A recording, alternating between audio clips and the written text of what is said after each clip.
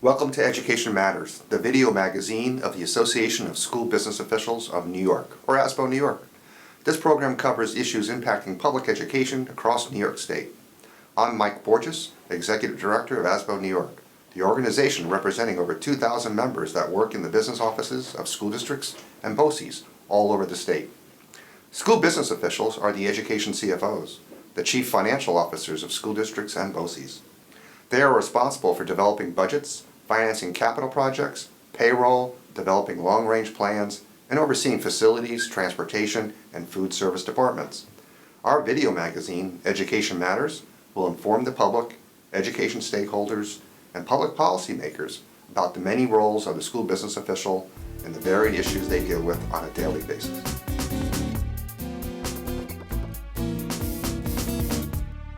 The market for power generation is changing dramatically due to environmental concerns and variations in energy costs.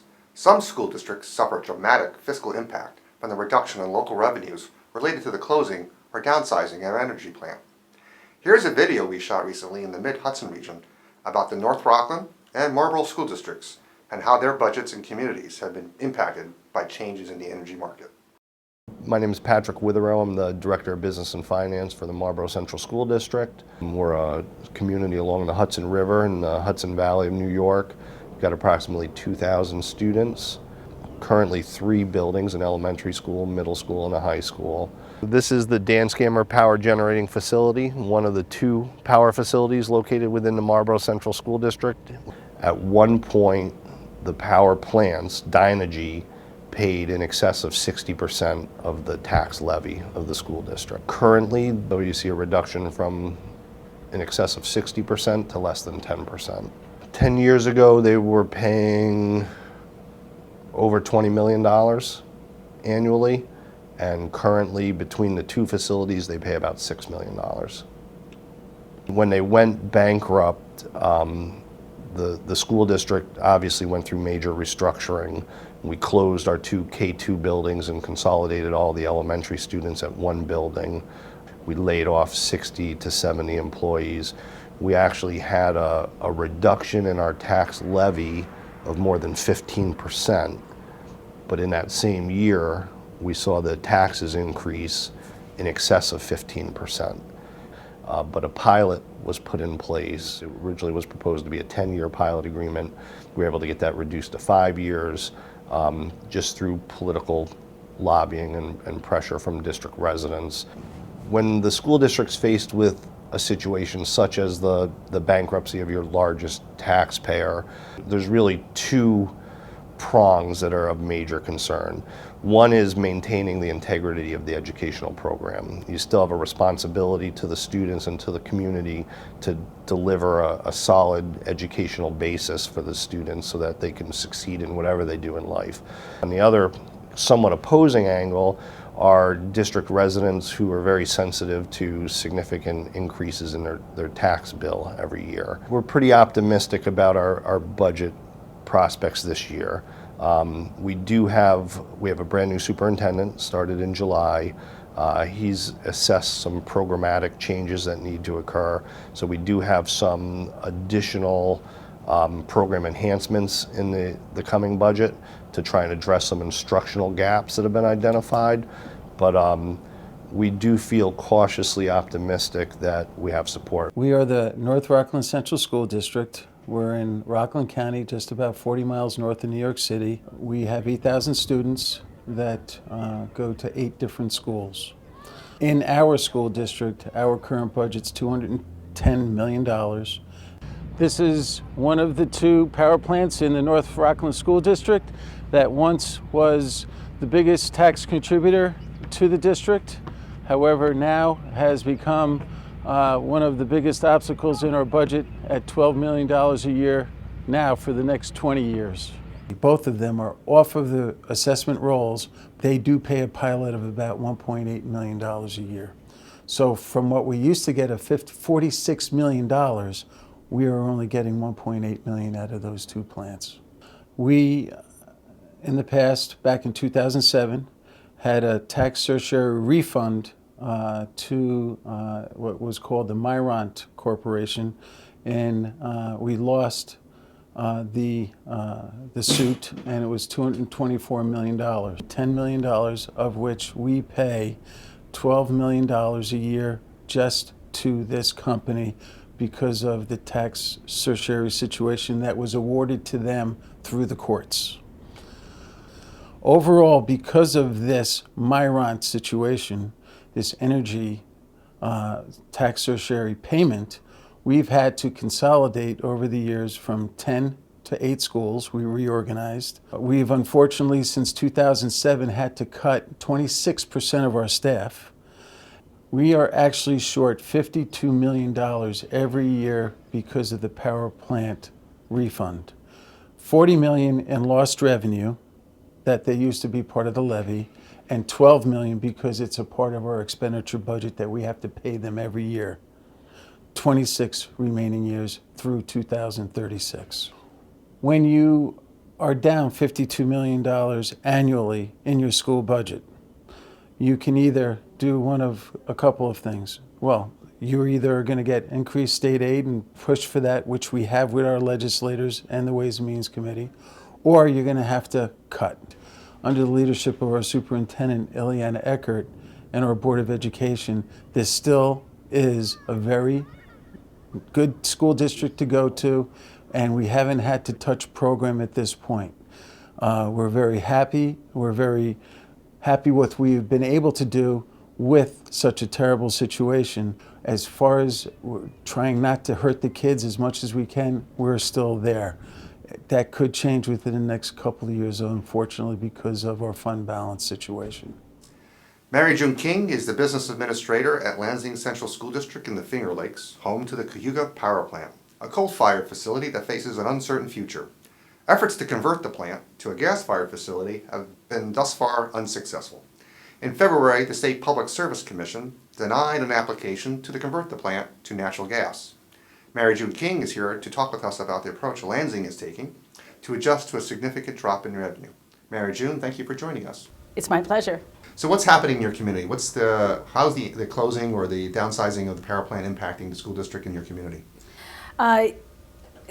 Well, impacting the school district has been a long ride of trying our very best to deal with decreasing revenue over the course of a number of years now, while at the same time watching on the horizon for the possibility of losing another large chunk of revenue if the plant were to close outright or further reduce its value in the county.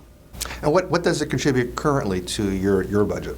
It's a little over $1 million, which is just about 7%. So what does that mean to the district? So if all of a sudden $1 million disappears from your revenue stream, what kind of impact, what does that result in? Well, one of the first things we would be doing is looking at how much money do we have in savings in various areas of savings, reserves, and unassigned fund balance, and seeing how we might be able to offset some dramatic increases in property taxes, overnight increases, if you will, as allowed under the property tax cap, and seeing how we might use those monies to help the property taxpayer sustain the program in the school district. Very likely we would be looking at program and where we could cut program, and that's really something we do every year. So to have to do it under special circumstances mean that we're really starting to cut off program that we've already deemed important or necessary. So you're pretty much in a difficult situation given such a low tax cap this year. It was 0.12%, the lowest it's been since the tax cap was enacted in 2012. You had a modest increase in state aid. I think your increase was what? In GEA restoration? Not significant, about $300,000. Right, so if you're losing $1 million in property tax revenue, the $300,000 in state aid really didn't make up for that. So you're saying you're cutting programs. Is that something that's sustainable going forward, or is that something that is a one-shot you're hoping to restore in the coming year? How are you going to manage both your fiscal responsibilities and providing a quality education to your students? I think the best thing that we can do, again, is to try to avoid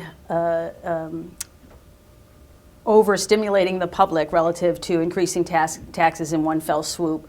And so to that point, that is our long-term plan, financial plan, is trying to save money in appropriate reserves, save money sometimes inappropriately as deemed by the comptroller, but to save money so that we can help to offset. You would do that in any good business.